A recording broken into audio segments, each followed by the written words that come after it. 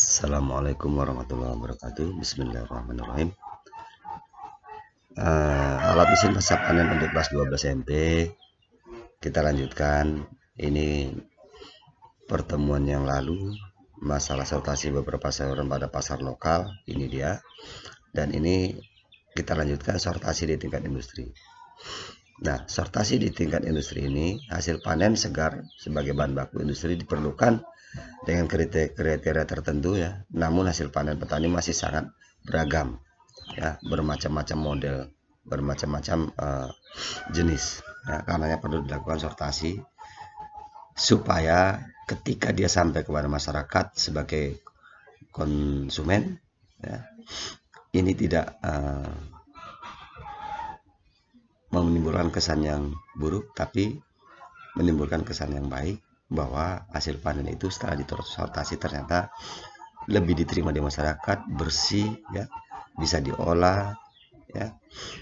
Kemudian proses penyiapannya seperti apa ya, berdasarkan tingkat kematangan, ukuran dan cacatnya. Nah, kita lihat sama dengan sortasi sawit ya. Kenapa Bapak sampaikan sawit? Karena yang dekat dengan kita itu adalah sawit ya. Yang dekat dengan kita adalah kebun sawit, PKS, pabrik kelapa sawit, pengolahan dari sawit menjadi CPO ya, crude palm oil, yang seperti kalian lihat sendiri di sekitar kita ya, bahwa kriteria matang panen itu harus ditentukan ya. Bapak jelaskan masalah sawitnya aja dulu ya.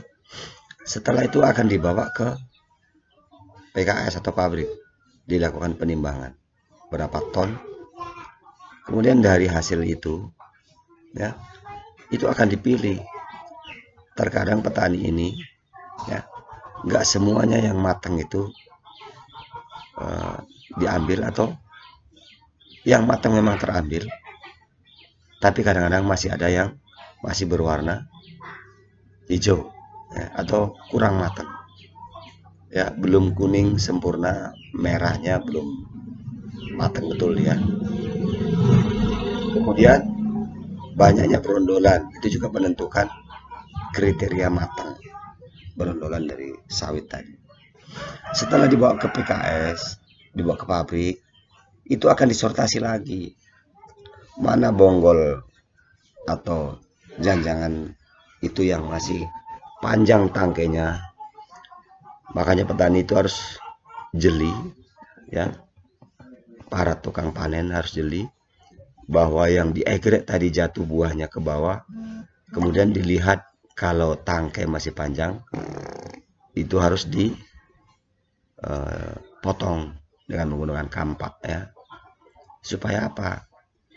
Yaitu tadi yang ditimbang nggak ikut tadi bonggolnya ya, harus sampai ke dasarnya dipotong. Nah, di pabrik akan disortasi, ini yang matang sempurna, ini yang kurang sempurna, ini yang masih belum matang betul. Akan di pengolahannya pun berbeda, nggak sama. Yang matang itu mungkin ya, minyaknya akan lebih banyak, kandungan minyaknya akan lebih banyak. Kalau yang masih kurang matang, ini kandungan minyaknya sedikit, makanya harus dipisahkan. Nah, kemudian di grading. Grading ini artinya dipisah-pisahkan kelasnya. Oh, ini yang tadi yang Bapak bilang, ini yang matang, ini setengah matang, ini matang sempurna, ini belum matang ya. Maka di grading itu dipisahkan ya, karena mutu produk itu bisa tinggi apabila kualitas atau mutu produk yang kita panen tadi memang betul-betul sudah kriteria matang panennya terpenuhi ya. Grading merupakan cara yang dapat dilakukan ya, untuk melihat mutu produk sehingga dapat diberikan harga sesuai dengan mutunya. Coba kalau sawit kita itu bagus, mutunya bagus, maka harga sawit itu akan naik. Kalau naik harga di pabrik, maka petani pun akan merasakan naiknya harga tadi. di tingkat petani, ya harga papan misalnya 2.500, ya di petani bisa 2.300, karena yang 200 itu adalah keuntungan pabrik, ya sebagai pengolah industri. Nah, bisa jadi ya kalau nanti harga papan 3.000, petani juga yang diuntungkan kalau naik harganya, ya. Kemudian grading bertujuan untuk memisahkan nih tadi yang Bapak sampaikan, hasil panen berdasarkan tingkat mutu sesuai dengan standar mutu yang ditentukan. Maka harus terpenuhi kriteria matang panen itu seperti apa, ya. Ini Bapak mohon maaf, suara Bapak seperti ini serak-serak karena memang kurang enak badan. Jadi kalian harus maklum ini, ya. Kemudian sebenarnya agak susah menyeragamkan hasil panen dari beragam petani, ya, karena masing-masing petani itu nggak sama, ya, baik tingkat keterampilannya, tingkat pengetahuannya, tingkat cara pemanenannya, cara budidayanya, apalagi tanaman palawija, ya, nggak semua petani itu sama, satu blok itu sama semua gitu, enggak, ya, karena tingkatnya berbeda-beda, ya, kemampuannya berbeda-beda. Nah, ini masalah grading, ya. Kalau kalian lihat di PKS sana, ya, itu harus jeli kita, ya, apalagi yang bagian sortasi, nggak asal-asalan, oh ini akhir ini di akhir ini dapat, nggak bisa seperti itu. Tapi ada standar mutunya sendiri-sendiri, ya, mana yang harus diakhir, mana yang dipakai, mana yang enggak. Walaupun itu sudah disortir, ya, dipisah-pisahkan, terkadang, ya, karena banyaknya antrian, ya, dan truk yang membawa buah sawit tadi ke PKS, kadang mau sampai 2-3 hari. Ketika orang yang bagian terakhir, ya, truk yang terakhir akan membongkar, udah 3 hari yang lalu dia ngantri, bisa jadi sawit itu panas, kemudian terjadi busuk.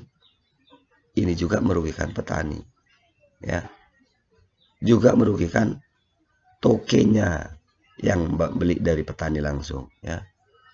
Jadi ini juga harus dipahami. Makanya PKS juga berlomba-lomba, ya, dalam melayani sawit petani, ya. Kalau yang plasma itu melalui KUD, bagaimana caranya supaya antrian tidak terlalu banyak. Mungkin dibuatkan pintu-pintu atau pos-pos yang bisa cepat menangani masalah ini. Nah, untuk bagian jenis yang lain, ya, sayuran ini kalau kangkung air nggak ada apanya di sini, ya. Kangkung air itu yang pertama bagus, kurang bagus. Kalau beratnya 135, 130 itu kurang bagus, 130 itu bagus. Maka kandungan air ini pada batang, daun, dan buah, ya. Kalau buah kangkung nggak ada, cuma ada batang dan daunnya aja, ya. Batangnya antara 16 sampai 17 cm panjangnya. Kemudian ukuran panjang ini, ya, bukan kandungan air. Lebarnya 0,7 cm, ya. Itu kalau kangkung yang air. Kemudian yang bagusnya itu daun, ya.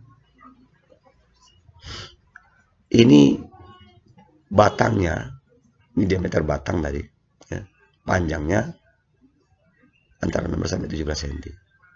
Kemudian lebar daunnya 9,1, ya, baru sampai 3,7 cm. Itu yang terkecil. Kalau yang kurang bagus hanya 6,4, ya, lebar daun yang kecilnya adalah 2,3, ya. Panjangnya 9,1, 3,7, lebarnya ini, yang ini 6,4, panjangnya yang ini 2,3. Jumlahnya bisa 6, ya. Kemudian persentase di pasar berapa? Ini 77.